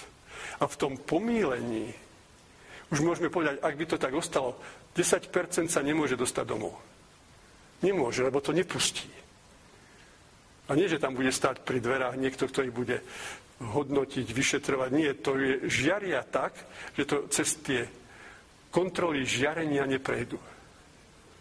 Takže tým ľuďom to treba vysvetliť. Ešte raz, ak je v Česku 10 miliónov ľudí, tie štatistiky nepustia. Tie sa robili, viete, kedy sa robili? Robili sa vtedy, keď sa objavilo AIDS. Lebo to bola nemoc, ktorá sa najčastejšie vyskytovala v tejto skupine ľudí. Vtedy sa štatisticky zhodnotilo, tak v Čechách ako na Slovensku, že do tejto skupiny ľudí, keď sa to podrobne z tej vzorky obyvateľstva robilo, že je 10% obyvateľstva. To nie je zanedbateľný výsledok. Oni to tajili. Žena v mužskom tele môže mať deti, keď sa vydala za ženu. Chápete? Muž na vonok, vo vnútri žena, vydala sa. Ten muž sa oženil s inou ženou, ale vo vnútri žena. Taká žena môže mať dieťa s druhou. Lebo tie pohlavné buňky sú mužské, lebo ona sa narodila v mužskom tele. Takže tam je veľmi veľa kombinácií a variácií, ktoré môžu nastať, nie len jedna jediná. Na tých ľuďoch to vidieť. Tí muži majú široké boky. To je estrogén, a teda hormonálne to vidieť. Naše ženy sú veľmi úzke v bokoch. Strácajú tú hormonálnu hladinu, ktorá je primeraná. Takže pozor, aby sa to dalo pohnúť, musia ženy začať svietiť pravou ženskosťou. A dôstojná žena má obrovskú silu. Vtedy i tí najdrzejší muži, i hrubí muži, ako keby stáli v pozore. Má obrovskú moc. A zároveň, znovu len citujúc toho, čo čerpáme ako základ, muž potrebuje vedľa seba dôstojnú ženu. Pretože keď takúto bytosť ochraňuje svojou fyzickou silou tú v hrubohmotnosti, on je fyzicky jemnejšiu, takže dáva mu to niečo, a to si zase zapamätajte, čo sa nedá ničím nahradiť. pravú ženu, ktorá správa sa dôstojne, citlivo, jemne, vyžaruje z nej pôvab. Ale to nie sú rozmery hore, v strede a dolu. To je niečo, čo vychádza z očí. Keď ochraňuje takúto ženu a môže vedľa nej žiť, tak dáva mu to, čo muž každý potrebujeme. Sebaúctu. Ak muž má takúto ženu vedľa seba, tak sa cíti byť užitočný pre tento svet. Váži si sám seba, že sa smie starať o niekoho takého. To je jedno z tajomstiev, ktoré sú k dispozícii pre ľudstvo.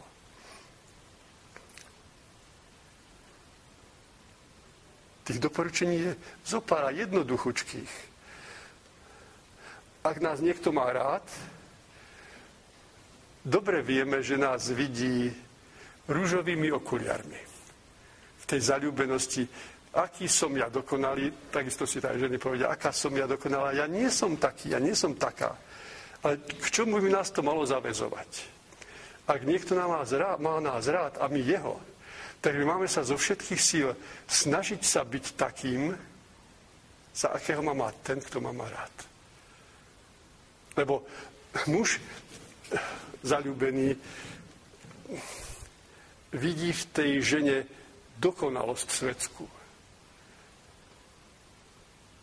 Ale tá žena vie, že taká nie je. Ale keď on nej vidí dokonalosť, takže mala by sa to snažiť. Ale zase naopak. Ak sa žena zaľúbi do muža a majú sa radi, aj on si uvedomuje, že je preceňovaný, že nie je tak dokonalý. Ale mal by sa snažiť o to, aby naplnil to, čo ona cíti. Nie, aby sa stával pyšným, namysleným, ale aby sa v skromnosti a pokore snažil stať takým, za akého má ten, kto ho má rád. Skúste si to premietnúť, je to tak. To sú také tie malé rady preto, aby môj život bol plný radosti. Pretože v tých rozhodnutiach, viete, robíme veľmi veľa rozhodnutí. Už sme sa tu učili, že najdôležitejšie rozhodnutie, ktoré urobíme v živote, v tejto pozemskosti, je rozhodnutie o vstupe do manželstva. Lebo z toho jediného rozhodnutia prichádza dennodenne množstvo následkov, na ktoré zase musíme reagovať. Tak je to? Tak. A že to nevieme, to dokazuje tak v Čechách a na Slovensku rozvodovosť. Každé druhé manželstvo sa rozvádza. Pomaly každé druhé dieťatko sa rodí mimo manželstva, lebo to nevieme. Skúšame, hľadáme, nevieme. Pretože v dnešnej dobe je veľmi veľa pokušení, ako pokaziť harmóniu manželstva. Nemusím s tým rozoberať. Už malé deti, dievčatka sa stávajú ženami v 14, 15, 16 rokoch. To je predčasné. To nemôže byť ešte zrelá žena. Ale tendencie tlaku, už bežia isté systémy vo svete, ako zbaviť detí v materských škôlkach čím skôr hamblivosti. To sú už oficiálne štúdie, ako vychovávať deti v spoločných zariadeniach. Aby dievčatka a chlapčekovia boli vyzlečení spolu. Niečo, čo je tak prirodzené, stydeť sa, hambiť sa odbúráva. Aby to šlo do nesprávnych tendencií. Takže máme na čom pracovať, aby ten náš a môj život boli správne. A ak nežijeme správne, ak nereagujeme správne, ak sa nerozhodujeme správne, tak prežívame bolesť. Ale keď som išiel k tomu manželstvu, keď prichádza situácia neharmonického manželstva,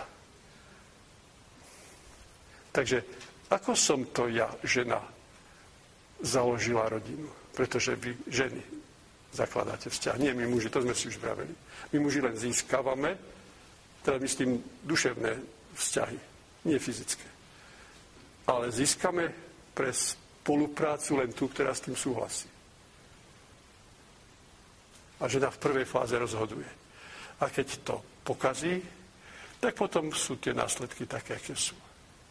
Takže tam sa musí spýtať v tom záznamníčku hlásku svedomia, čo mi to vravel ten hlások, ak nebol úplne potlačený prebudením sa fyzického vzťahu. Čo mi to hovoril? Nehovoril mi, Haničko, pozor, a vždyť on sa zmení. Ne, on sa nezmení, on je takový. To len tak zhrňam všetky tie najdôležitejšie body, o ktorých sme hovorili v minulosti. Aby môj život bol plný radosti. Aby môj život bol vďakou. A vedľa vďaky si dajte radosť. Spočítajme si, koľko radostnohodín sme prežili tento týždeň, koľko neradostnohodín, a či je toho viac, ako bolo pred rokom, alebo menej, alebo rovnako.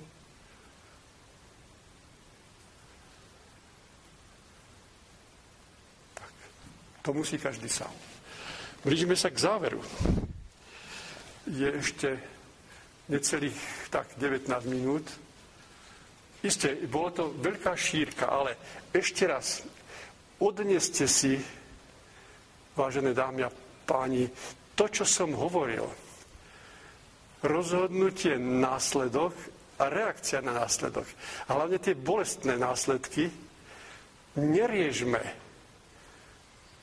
trápením, zlosťou a tak ďalej, ale naučme sa to v pokore prijať a poučiť sa a poďakovať, že sa to stalo, lebo sa mi vymazalo môj priestupok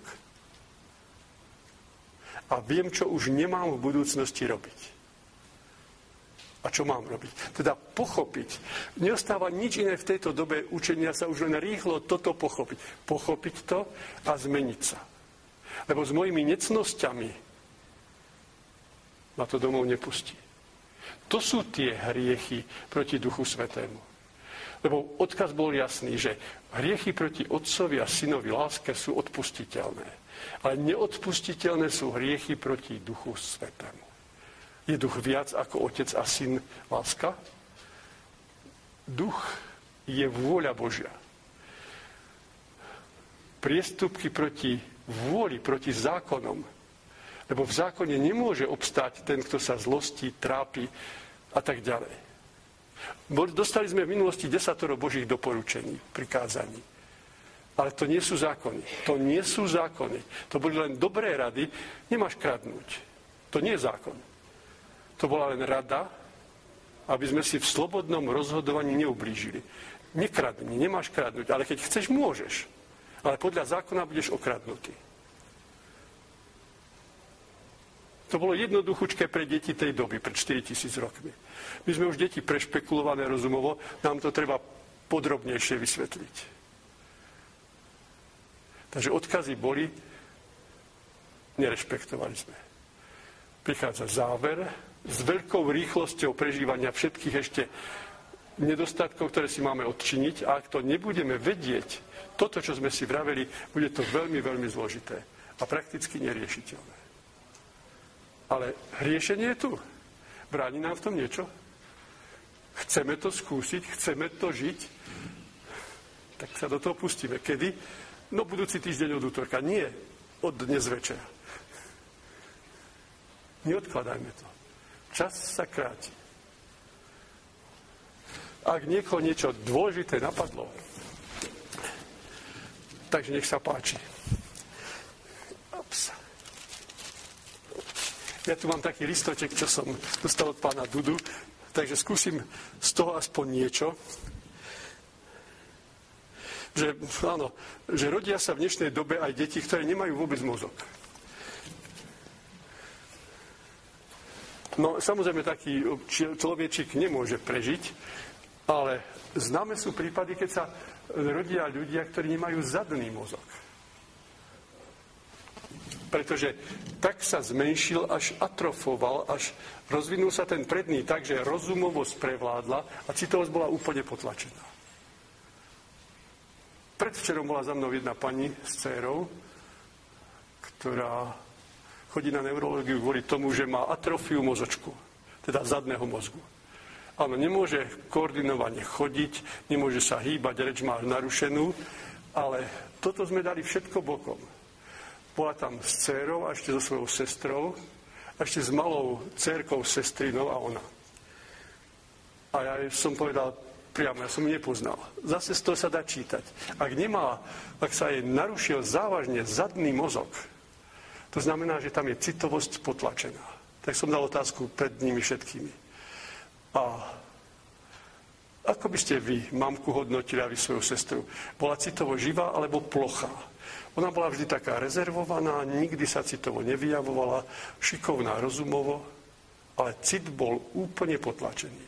Nástroj, ktorý má za úlohu prenášať citovosť do nášho života, sa potlačil a odumiera, atrofuje, stráca sa. Vie sa smiať veľmi rezervovane. Ale bola tam tá malička, to bola asi dievčatko, čo mala necelý rôčik. To sa vedelo krásne smiať. Ale pozrite na malú, Sárka sa volala. Sa pozrela na ňu a usmiala sa aj tá pani. Toto je dôležité. Vy sa musíte naučiť smiať, začala plakať. Plačte. To znamená, že prejavuje sa cit. Lebo plač je daný len ľuďom. Na prejav citu, či už plač radosti, plač smútku, plač žiaľu, ale je to cit. Takže liečte mamu a sestru plačom. Keď je smutná, nech plače. Keď sa nesmeje, zavolajte malú Sárku, lebo ako náhle prišla malá Sárka, sa jej zahral v tvári krásny úsmev. Vrajme, ste krásna, keď sa usmievate. A plakala. Takže bez mozgu sa narodiť, aj bez predného, aj zadného, znamená, že ten človek, ľudská bytosť, nemôže prežiť, lebo to je počítač, bez ktorého sa nedá žiť. Bez toho zadného mozgu zaujímavé sa dá žiť. Veľmi, veľmi obmedzenie. Vládne len rozum. My sme všetci poznačení dedičným hriechom malého zadného mozgu, ktorý bol v prapôvodine rovnako veľký ako predný. Všetci ho máme taký. Už len občas vidieť u tých afrických atlétov, ktorí behajú, majú hlavičku takto dozadu. Tak ako na obrázkoch alebo v sochách manželky faraónov. V tej dobe ešte bola doba, keď sme mali veľké zadné časti mozgu. Ale neznamená to, že aj keď máme malý zadný mozog, že stratili sme citovosť. My musíme v sebe len prebudiť a neuprednostňovať rozumovosť a mozog pred tým. Je to ťažké, ale dá sa to. Takže áno, ukazuje sa, že ten ľudský duch v minulosti, je to zrejme karmické poškodenie, v minulosti nevedel koordinovať spoluprácu zadného a predného mozgu a tak možno si to prišiel odčiniť. Možno poslednou bolesťou takto, aby si to raz prevždy uvedomil. Neviem to povedať, je to možné, viete, takže objavujú sa tu, píše ešte pán Duda o ebole. Viete, je to onemocnenie, ktoré sa prejavuje, je to závažné onemocnenie, infekčné onemocnenie, takže každá infekcia má isté príznaky. Príznaky na koži, príznaky pľúcne. Takže v kontakte s okolím bol dusivý stav, kde šlo vždy o život. Krvácajú tí ľudia. Z príznakov sa dá čítať, aké duchovné problémy ten človek prežíval. A nevedel to zmeniť. Veď boli v minulosti veľké epidémie cholery. Boli epidémie moru, kde vymreli milióny ľudí. A druhá časť ostala. Tá, čo ostala, je to aj podľa krvných skupín. Ja už neviem, ktorá, či Ačko, či Bčko. Takže jedni sú odolnejší voči moru, iní sú odolnejší voči cholere. Cholera to bol ťažký prújem. Mor to bol zánet uzlin a zánet pľúca a uzliny. Takže konflikty dusivého charakteru, skrývané v uzlinách. Ale zlostiť sa znamená chcieť zobrať v konflikte všetko do svojich rúk a nerešpektovať to, že pravidlá stanovil Tvorca a nie ja. ide ma z toho zadusiť, som v konflikte, som nešťastný, že život nebeží tak, ako si ja predstavujem. A tak vytvorím pôdu pre takýto typ mikroorganizmov, ktorí to vo mne naplno vyjavia, že aký som. Z pléna, nech sa páči, ak by niekto.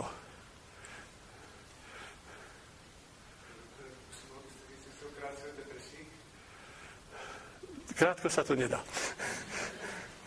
Krátko sa dá povedať len toľko, že to bude nemoc, ktorá bude veľmi častá, tak ako strach. Bude výsledkom toho, často sa depresia kombinuje so strachom. Strach odoberá silu duchovného, proste aj fyzickú, aj psychickú.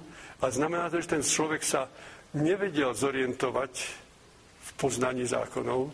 Snažil sa niečo veľmi intenzívne uskutočňovať, dal do toho všetky sily. Ja to pravím vám tak, ako chceme ísť tam do tej miestnosti vedľa.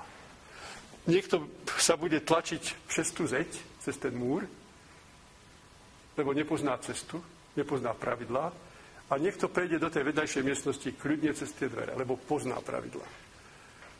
Obyčajne depresiám predchádza dlhodobá snaha, ktorá nemá žiaden výsledok. A ten človek je vystrašený z toho, čo len bude, v strachu ide vždy do budúcnosti. Čo sa len stane. Nič len to, čo budú následky tvojich rozhodnutí.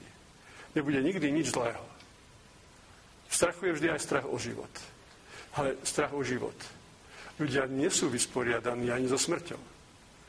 Veď smrť pozemská je len presun na druhú stranu, ale ľudia neuvažujú o duchovnej smrti. To je tragédia. My sme všetci už zomreli mnohokrát. Alebo aspoň raz, lebo nikto tu v súčasnej dobe nie je taký, ktorý by tu bol prvýkrát.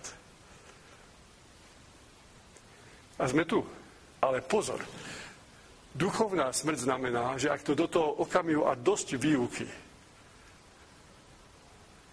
teda plus 1000 rokov a potom bude uvoľnený zlomu Lucifer, a potom to už bude veľmi ťažké. Takže koľko to ešte máme? 1000 rokov to je raz 2. A sme tu už 100 000, milióny rokov. No takže strach svedčí o tom, že nemáme poznanie. Ale bojme sa, ja sa bojím len jedného. Že by som to nestihol do toho okamihu a dosť. Lebo my potrebujeme sa naplniť poznaním nielen teoretickým, v hlave to môžeme mať všetci, ale to musí ísť do mňa. Viete, že my to vieme odrecitovať, my vieme druhých poučať. Ale keď je to vo mne, ja nemôžem inak len správne. A nemusím pozerať v knihách a radiť sa, to je vo mne. Pokiaľ to nedosiahneme do takej polohy, že je to vo mne všetko, čo tam má byť, a nezmažem všetky tie škvrny na bielom ruchu, nemôžem domov. A čo sa stane s takou ľudskou bytosťou, ľudským duchom? To, čo nazbieral, má to byť až, keď je toto ľudský duch, ten pohár, až do plna. A vtedy môže ísť domov. Ak to tak nie je, do toho okamihu a dosť, tak všetko, čo nazbieral, sa odoberie. Obal, ľudský duch sa nemôže stratiť, lebo je nesmrteľný. Ale už to nie je nikto. Musí ísť do ďalšieho vývojového cyklu, ktorý trvá milióny rokov, ak ešte také niečo bude. Takže pracujme na tom, aby sme toto zvládli. Tam je oprávnená obava.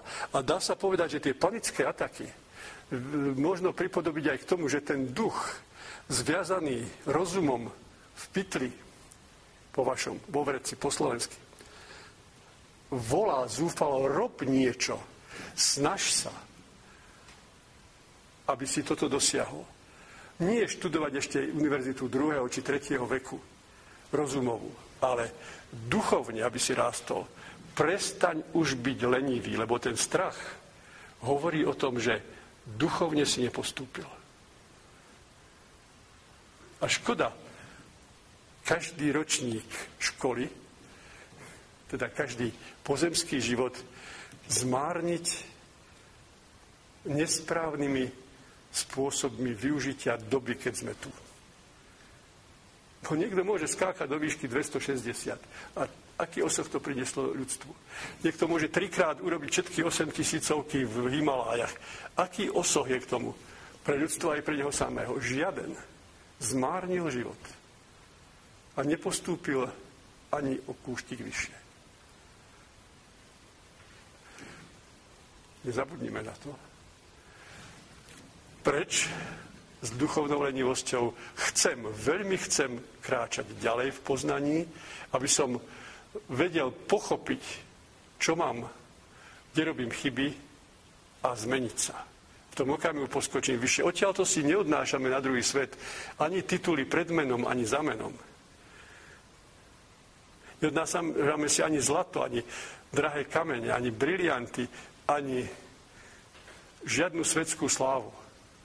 Ale odnášame si len zlato ducha, to znamená to, čo sme pochopili, že je správne, a odložili sme to, čo je nesprávne. To je len vysvedčením, či sme cenní na druhej strane, alebo nie. Takže je na nás, na každom z nás. Môžeme si v tom navzájom pomáhať, ale každý to musí zvládnuť sám. Neexistuje systém lanoviek do nebička. Poďte do našej lanovky, nechcem menovať žiadne spoločenstvo. Určite tam dôjdete. Budete s nami, už to máte isté. Nie. To musíme zvládnuť každý sám. A máme k tomu možnosť. Ten výstup už je veľmi zložitý. Už to bez lana nejde. V minulosti sme postupne mohli vystupovať vyššie a vyššie až na vrchol, od ktorého sme odchádzali domov. Už treba lano. A to lano máme. Ľudstvu naposledy v minulom storočí, tak ako pred 2000 rokmi, tak ako pred 4000 rokmi, je to zhruba každých 2000 rokov, boli dané usmernenia. Naposledy tie usmernenia prišli v strede minulého storočia. Posolstvo grálu vo svetle pravdy. Ono ukazuje cestu. Je to cesta sama. Dáva silu. Pokrm pre ducha.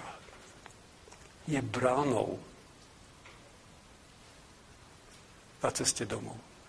A je kľúčom, ktorý tú bránu otvára. Viac sme nemohli dostať. Máme k dispozícii prameň živej vody, ale napiť sa, spracovať ho, dostať poznanie do krvi v prežitiach, nie naučením do hlavy, to je na každom z nás osobne. Takže máme možnosť sa rozhodnúť. Poctivo, rodinne, občiansky žiť a duchovne rásť v poznaní pravdy, ktorá je univerzálna pre všetkých ľudí a je rovnaká.